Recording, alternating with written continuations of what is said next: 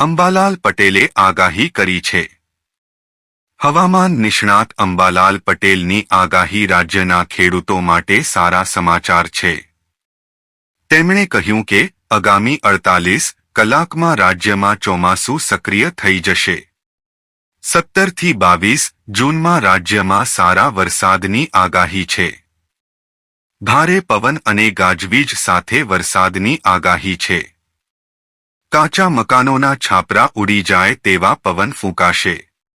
21 થી 25 જૂન રાજ્યમાં સાર્વત્રિક મેઘમહેર જોવા મળશે।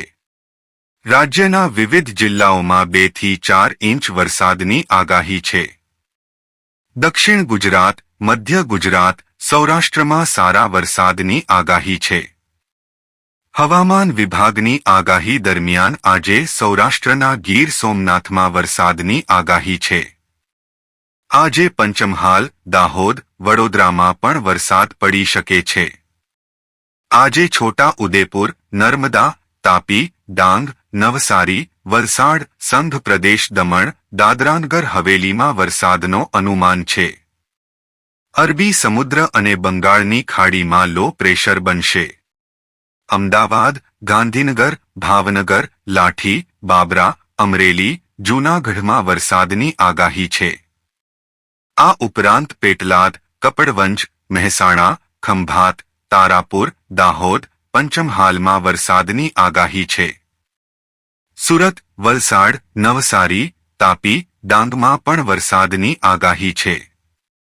ખેડૂતો માટે વાવણી લાયક વરસાદ આદ્રા નક્ષત્રમાં પડશે। આદ્રા નક્ષત્રમાં પડનાર વરસાદ ખૂબ સારો ગણાય છે। પરેશ ગોસ્વામીએ કહ્યું કે ચાલુ વર્ષનું જે ચોમાસું છે તે તેના નિયત સમય કરતા 4 દિવસ પહેલા ગુજરાતમાં ચોમાસું બેસી ગયું છે। IMDના રિપોર્ટ મુજબ આજે 11 જૂન 2024ના રોજ ચોમાસાનો ગુજરાતમાં પ્રવેશ થઈ ચૂક્યો છે। 19 મેના રોજ આંદામાન નિકોબારમાં નૈઋત્યના ચોમાસાની એન્ટ્રી થઈ હતી।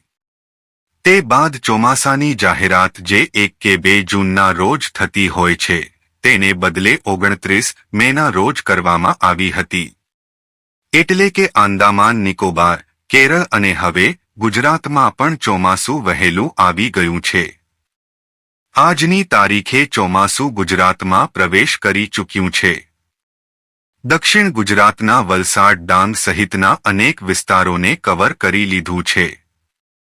સૌરાષ્ટ્રની વાત કરીએ તો સૌરાષ્ટ્રના વેરાવળથી 45 કિલોમીટર દક્ષિણની અંદર દરિયા આ ચોમાસું છે, તેથી તે વેરાવળથી પણ ખૂબ નજીક છે। આજે સાંજ સુધીમાં કે મોડી રાત સુધીમાં સૌરાષ્ટ્રના ભાવનગર, અમરેલી, જૂનાગઢ સહિતના વિસ્તારોમાં ચોમાસાનો પ્રવેશ થઈ શકે છે। આમ જોવા જઈએ તો ગુજરાતમાં ચોમાસું 15 જૂને આવતું હોય છે, પરંતુ આ વર્ષે 11 જૂને જ આવી ગયું છે। ચોમાસાનો 4 દિવસ વહેલો પ્રવેશ થયો છે। જો કે આ કોઈ નવી વાત નથી।